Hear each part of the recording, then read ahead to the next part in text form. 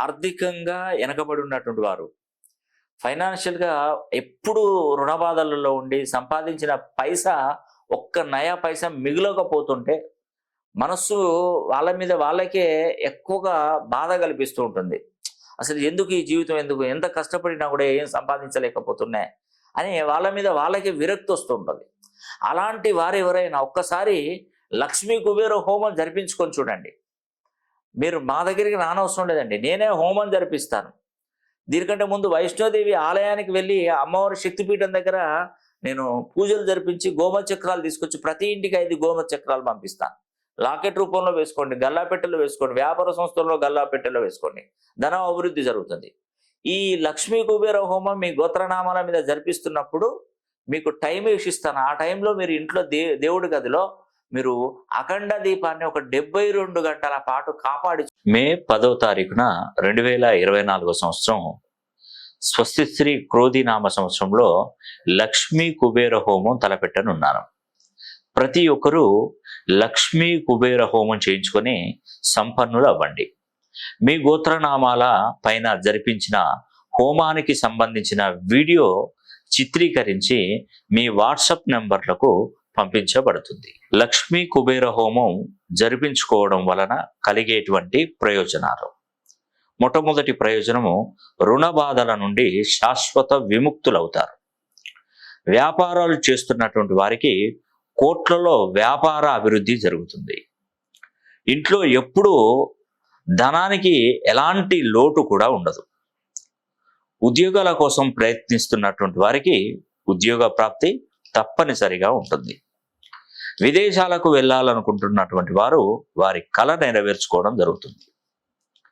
మనం ఇచ్చినటువంటి డబ్బు తిరిగి రావడానికి కూడా చాలా ఉపయోగపడుతుంది. అదేవిధంగా శత్రు వినాశనం జరిగి వ్యాపారాభివృద్ధి జరగడం, నరదృష్టి నుండి కూడా శాశ్వత విముక్తి అనేది లభిస్తుంది. ఆటంకాలు అవుతున్నటువంటి పనులు త్వరగా జరగడం మనకు మంచి చక్కటి వేళ విశేషం. వాహన యోగం, సొంత గృహ నిర్మాణ యోగం కలుగుతుంది. మీ పిల్లలు చదువులో ముందంజలో ఉంటారు.